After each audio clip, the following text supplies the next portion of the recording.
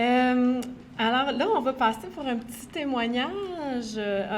On invite Monsieur Daniel Jean à venir témoigner de son passage à la NFQ. Daniel Jean, je t'invite à venir vers l'avant. Oui, Madame Lafricain va vous aider. Daniel Jean a été présent dans la NFQ depuis plusieurs années. On a été ensemble sur le conseil d'administration. Donc, je vais lui laisser l'opportunité de vous parler de son expérience. Et puis, juste approcher ici, on avait tout un bureau. Tu n'as pas besoin de tout Non, OK, il n'y a pas de micro. OK, parfait. Vous m'entendez? Donc, effectivement, tout d'abord, j'avais préparé quelque chose, puis je pense pas que je vais m'en servir. Tout d'abord, écoutez, je suis né en 1956 d'une mère atteinte de la neurofibromatose. Elle n'était pas handicapée visuelle, mais elle était atteinte de la maladie. J'ai commencé à avoir des problèmes de vision à l'âge de 3 ans. C'est comme ça que ça a commencé. Problème de vision. On a découvert par la suite que c'était dû à un gliome optique au chiasma. Donc, une tumeur, si vous voulez, à la jonction des nerfs optiques. Là, ça a été le branle-bas-combat pendant plusieurs années et j'ai été opéré à l'âge de 7 ans. Pourquoi 4 ans plus tard? Je ne sais même pas moi-même. J'ai été opéré à l'âge de 7 ans et les médecins avaient dit à mes parents, on ne sait pas comment Daniel va s'en sortir. C'était comme ça à l'époque. Il y a quand même 55 ans, à peu près 56 ans. On ne savait pas comment Daniel allait s'en sortir. C'est quand même assez spécial. Donc, j'ai été opéré pour arrêter, disons, la progression de la tumeur, du gliome. Et par la suite, il y a eu encore des examens, plusieurs examens et beaucoup d'examens, des panoplies d'examens, de rencontres, etc. Je suis rentré à l'école plus tard, au primaire, dans mon quartier, et j'étais victime de discrimination, mais victime d'intimidation.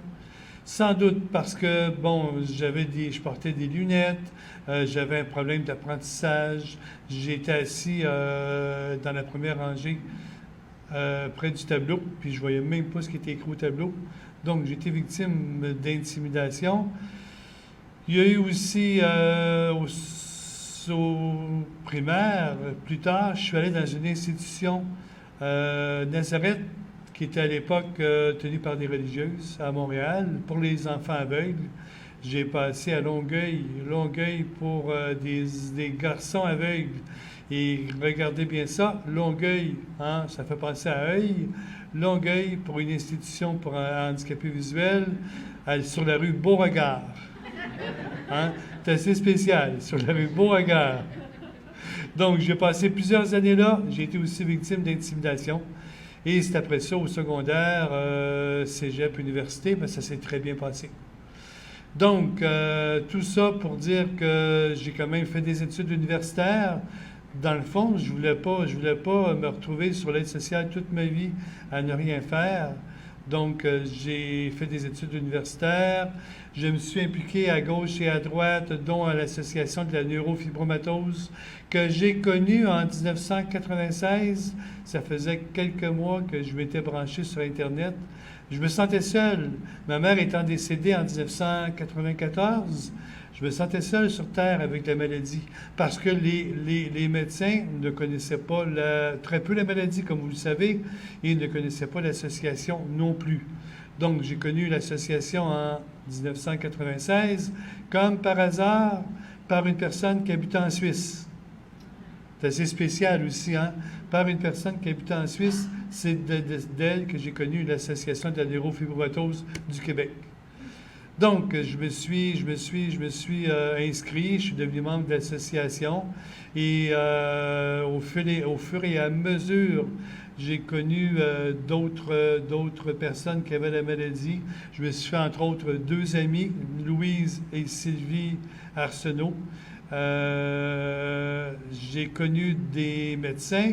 J'ai été suivi parce que pendant plusieurs années, je n'étais plus suivi par des médecins, vu que ça ne donnait pas grand-chose, il n'y avait pas rien à faire, les médecins ne connaissaient pas la maladie, ne connaissaient pas l'association. Donc, j'étais un peu perdu là-dedans. J'ai été très peu suivi. Et c'est grâce à l'association aussi où j'ai commencé à être resuivi à nouveau. Donc, je me suis impliqué au sein du conseil d'administration pendant quelques années également. Puis je voulais que l'association fasse beaucoup d'efforts pour faire connaître la maladie dans les médias aussi, hein, parce que c'est important qu'on fasse connaître la maladie. D'ailleurs, à ce sujet-là, Louise et moi avons fait une dizaine de rencontres, une par année, chez les étudiants en pré-médecine à l'Université de Montréal. On les a rencontrés une fois par année, 1 heure à chaque rencontre, pour les sensibiliser à la neurofibromatose. On a fait ça pendant à peu près une dizaine d'années. Ça a été très, très, très constructif. Les gens, les étudiants étaient très ouverts à nous connaître, à connaître la maladie et étaient très intéressés à ce qu'on leur racontait. On a fait aussi une rencontre à la station de radio. Mon Dieu, pardon? Non, comment? Vue et voix, merci beaucoup pour parler aussi de l'association et de la maladie, bien sûr.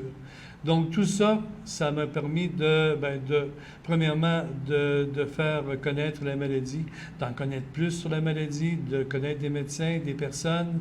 Je pense que c'est très, très, très enrichissant. Puis, écoutez, avec la maladie, avec la déficience visuelle aussi, malgré tout, j'ai quand même réussi à travailler, pas à temps plein. Malheureusement, je n'ai trouvé aucun emploi à temps plein. Ça a été tout le temps sur des bases temporaires, sur appel, etc. Bon, je le fais encore. Je travaille encore pour un organisme communautaire dans le domaine des droits des travailleurs, mais ça n'a jamais été à temps plein. Et je m'implique à gauche et à droite dans le domaine communautaire, dans le domaine politique. J'ai été impliqué à plusieurs années à Québec solidaire. Je voulais aussi faire avancer la société en général. Donc, j'ai fait tout ça pendant plusieurs années. Et ça m'a apporté quand même des choses vraiment valables et intéressantes pour moi. Et je réussis aussi à cheminer dans la vie de cette façon-là. Je vis dans une coopérative d'habitation dont j'ai été membre fondateur, ce qui m'a permis d'échapper à bien des choses et à avoir un revenu, pas un revenu, mais une stabilité puis une sécurité financière en habitant également dans une coopérative d'habitation. Voilà brièvement là, mon cheminement depuis très longtemps et au niveau de la neurofibromatose.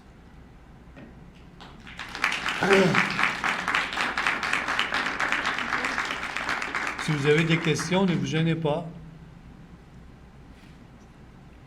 C'est beau, merci. Merci. Il n'y a pas de questions. On va faire une courte pause, donc on va pouvoir jaser avec Daniel et tout le monde. Donc, Merci beaucoup.